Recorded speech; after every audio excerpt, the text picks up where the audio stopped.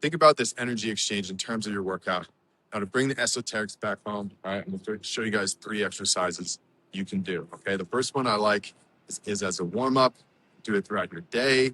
If you often have tightness in your core, in your upper body, in your shoulders, in your lower back, one of my favorite exercises.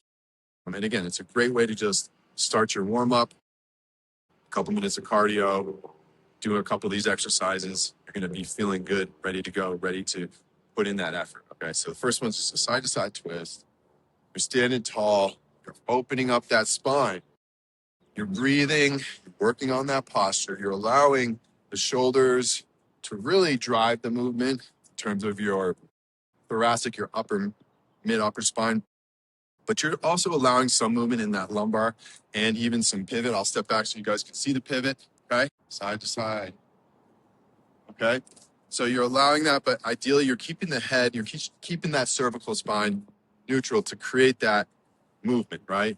And we have some ones where, or even some variations where you can get the head moving. You guys may have even tried some of those like thoracic type movements. So feel free to add those adjustments, to add those variations. I want you guys first and foremost to really practice opening up that thoracic and keeping a little more control in the upper cervical part of your spine and in the lower lumbar, right? Next one. Okay, now we're going to reach low, okay, and then we're going to swing the arms high.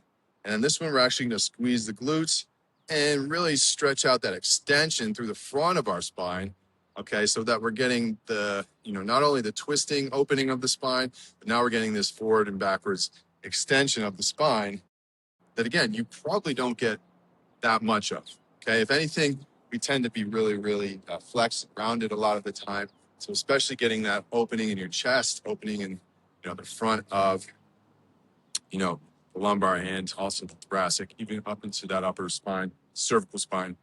Very, very key. You just don't want to overdo this. You want to make sure you're not putting pressure onto the lumbar. So it's a neutral long curve.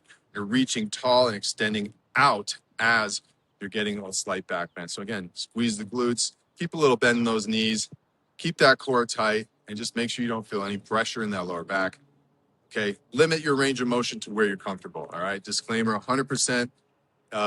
Always consult obviously with medical professionals if you have specific issues, injuries, all the above. Okay, it should be,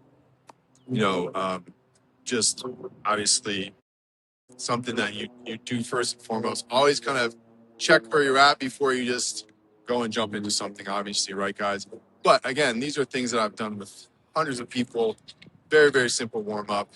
And again, if you just pay attention, start at your own pace, you're gonna be fine. All right. So the second one here, low, reaching up high, head comes up. Okay, low, reaching up high. All right, let me step back for you guys so you can really see it. Come down low, reaching up high. Okay, bend a little bit at the waist, a little bit at the knees. Okay, you're working that hinge position. Okay, so you're getting into a bit of a hinge. You can even stretch out here, that's fine. Okay, but again, go real slow, real safe. Okay, ideally, you're stretching more so through the hamstrings, okay, and the hips. So again, you can add some variation to that, right? It's kind of similar to some yoga type movements or just a basic forward stretch, right? But adding a back bend, so to speak, right? But again, if you guys just take your time with this, you'll find that this is going to bring a lot of circulation into the spine. It's going to help you open up the control in those little vertebrae. So again, this is something I've done since I started training, learned some of these from some great trainers way back when, but they're just basically simple exercises, but when done correctly, have a great impact, okay?